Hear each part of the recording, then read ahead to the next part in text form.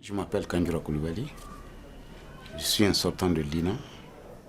L'INA, l'Institut national des arts. Et je suis aussi le président du groupe Bogolan Kassobane. Tout ce que j'ai fait après ma sortie avec le groupe, c'est de faire des recherches sur les techniques traditionnelles et les mettre au service de la jeunesse. Et ça, c'était pour moi un rêve de voir la jeunesse œuvrer avec leur passé, leurs produits. Les Africains avec un produit africain, un savoir africain qu'il est en train de rénover.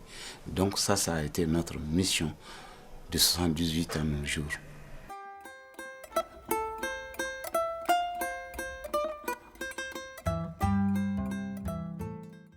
Ici, dans mon salon, il y a beaucoup d'objets. Mais chaque objet est un livre. Parce que les Africains ont écrit. Par rapport à ceux qui disent que l'Afrique n'a pas écrit, les archives de Tombouctou témoignent ça. L'Afrique a écrit. Le Mali a écrit. Il y a beaucoup d'archives en Afrique. En plus de l'écriture, il y a les Africains qui ont fait des objets. Chaque objet qu'on a dans cette salle ici est un livre, est une condensée de sensations d'un homme, de l'histoire, d'un homme, d'une culture, d'un artisan du passé. Donc, tous ces objets ici témoignent de l'énergie et l'effort d'un peuple passé. Donc, en les gardant ici, c'est comme je garde un dictionnaire de ma culture. Donc, par rapport à ce que j'ai ajouté à la culture malienne, bon, je t'ai bien dit que depuis le début, ma vision c'était vraiment de tirer ce passé à travers la technique du Bogolan, à travers notre façon de vivre les parures, à travers notre mode d'habillement. C'est de tirer ce passé vers le présent et le pousser vers le futur.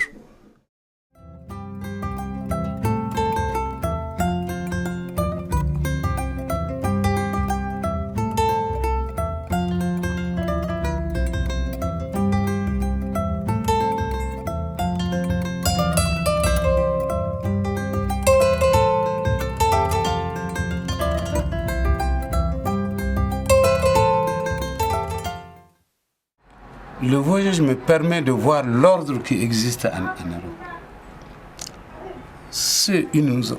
On a été désorganisé ici pour créer un ordre. Et ça me permet d'aller voir cet ordre-là. Les orientations prioritaires, moi, aujourd'hui, c'est de faire une politique culturelle entre le Mali et l'Europe.